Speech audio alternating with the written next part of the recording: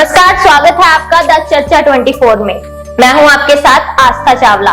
लेकर आई हूं स्वतंत्रता दिवस पर एक खास कार्यक्रम में आगे बढ़ने से पहले सभी देशवासियों को स्वतंत्रता दिवस की हार्दिक शुभकामनाएं। 74 साल बाद एक बार फिर से भारतवर्ष कोरोना काल से अपनी आजादी की लड़ाई लड़ रहा है।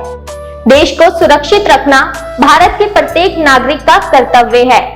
भारत की आजादी से लेकर भारत की सुरक्षा तक देश के महान क्रांतिकारियों और शहीद जवानों की अहम भूमिका रही है। कोरोना संक्रमण के समय लॉकडाउन के चलते भले ही लोग अपने घरों में बंद हैं, लेकिन स्वतंत्रता दिवस मनाने का उत्साह उनमें भरपूर है।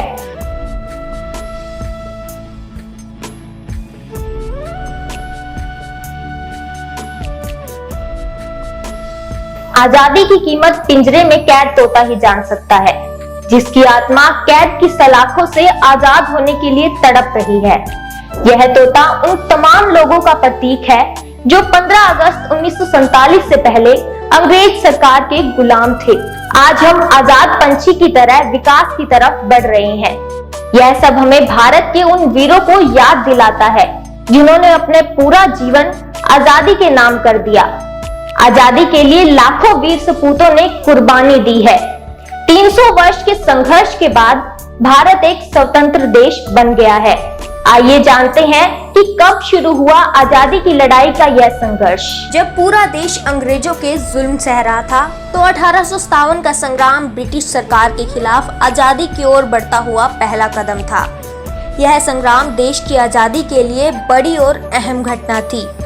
इस क्रांति की शुरुआत 10 मई 1857 को मेरठ से हुई, जो धीरे धीरे कानपुर, बरेली, झांसी जैसे कई बड़े क्षेत्रों में फैल गई। क्रांति की शुरुआत तो एक सैन्य विद्रोह के रूप में हुई, लेकिन समय के साथ यह विद्रोह ब्रिटिश सरकार के खिलाफ जनव्यापी विद्रोह बन गया। इस विद्रोह की क्रांति के महानायक रेवाड़ी स्थित रामपुरा रियासत के राजा राव तुलाराम थे। मंगल पांडे और रानी लक्ष्मीबाई ने इस संग्राम में अहम भूमिका निभाई। मंगल पांडे ने अंग्रेजी सेना में उपयोग होने वाले कारतूस का जमकर विरोध किया, तो दूसरी तरफ झांसी की रानी लक्ष्मीबाई ने विद्रोह के दौरान स्वयंसेवक सेना का गठन किया, जिसमें महिलाओं ने बढ़ चढ़कर भाग लिया। अंग्रेजों के खिलाफ अपने 4 साल के गोद लिए बेटे को पीठ पर बांधकर लड़ते लड़ते रानी लक्ष्मीबाई वीर गति को प्राप्त हुई। भले ही यह विद्रोह विफल रहा, लेकिन देश में आजादी की आवाज उठाने वाला संग्राम बन गया। आजादी की लड़ाई के लिए क्रांतिकारियों के बलिदान का यह सिलसिला कई सालों तक चलता रहा। भारत की आजादी के लिए ना जाने कितने युवा हंसते हंसते फांसी पर चढ़ गए। उन्हीं में से एक नाम ऐसा भी है, भले ही जिसका जिक्र ना होता हो, लेकिन देश की आजादी के लिए सबसे कम उम्र में यह युवा फांसी पर चढ़ गया। हम बात कर रहे हैं क्रांतिकारी खुदीराम बोस की, जो भारतीय स्वाधीनता के लिए मात्र 18 साल की उम्र में फांसी पर चढ़ गया। खुदीराम बोस वह क्रांतिकारी हैं जिन्हें सबसे कम उम्र में फांसी की सजा सुना दी गई। खुदीराम बोस स्कूल छोड़कर रिवॉल्यूशनरी पार्टी के सदस्य बन गए थे।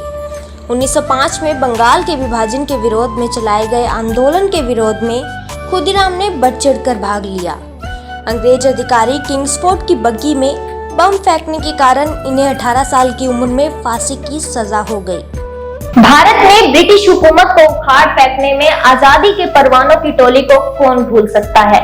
चंद्रशेखर आजाद, भगत सिंह, राजगुरु, सुखदेव जैसे बड़े क्रांतिकारियों ने पूरे भारत में इंकलाब का नारा बुलंद किया।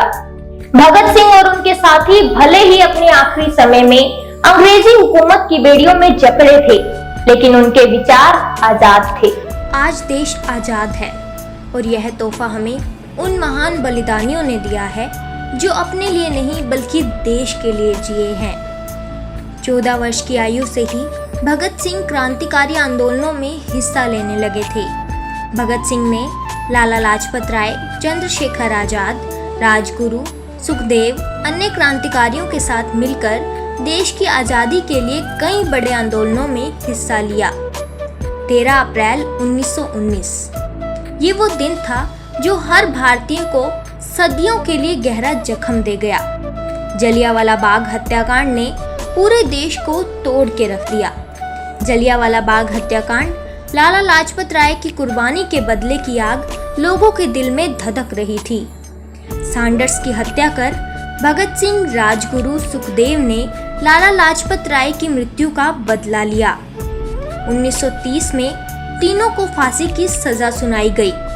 24 मार्च 1931 का दिन तीनों की फांसी के लिए तय किया गया। क्रांतिकारियों की फांसी की सजा की खबर जन जन में विद्रोह बनकर भड़क उठी। ब्रिटिश सरकार को डर था कि कहीं जनता बगावत न कर दे, इसलिए तीनों को 24 मार्च की बजाय 23 मार्च की रात को ही फांसी दे दी गई और उसी रात सतलुज के किनारे उनका अंतिम संस्कार किया गया। अहिंसा के रास्ते पर चलकर अंग्रेजों को झुकाने पर मजबूर करने वाले महात्मा गांधी ने देश की आजादी में बड़ा योगदान दिया है। गांधी द्वारा चलाए गए दांडी मार्च, सत्याग्रह, खिलाफत जैसे बड़े आंदोलनों की बड़ी भूमिका रही है। महात्मा गांधी, जिनका नाम लेते ही हमारा दिमाग अहिंसा की तस्वीर उकेरने लगता है। स्वतंत्रता की इस लड़ाई में महात्मा गांधी द्वारा चलाए गए अहिंसा आंदोलन का महत्वपूर्ण योगदान रहा। महात्मा गांधी द्वारा चलाया गया खिलाफत आंदोलन आजादी की लड़ाई का ऐतिहासिक आंदोलन बन गया। इस आंदोलन के विरोध की खासियत यह थी कि इसमें तत्काल ब्रिटिश भारत के मुस्लिम समुदायों ने भी एकजुट होकर आंदोलन किया। गांधी ने इसी के साथ अंग्रेजों के खिलाफ कई आंदोलन चलाए। अनेक बलिदानों की बदौलत भारत 15 अगस्त 1947 को आजाद हुआ। 15 अगस्त हिंदुस्तान के लिए खाक से उठकर आसमान की बुलंदियों को छूने की जिद थी। पाकिस्तान से विभाजन की कड़वाहट थी तो एक राष्ट्र के रूप में खुद को जिंदा रखने की तकरार भी थी। अंत में द चर्चा 24 की पूरी टीम की तरफ से आप सभी को स्वतंत्रता दिवस की हार्दिक शुभकामनाएं। घर पे रहिए, सुरक्षित रहिए। धन्यवाद।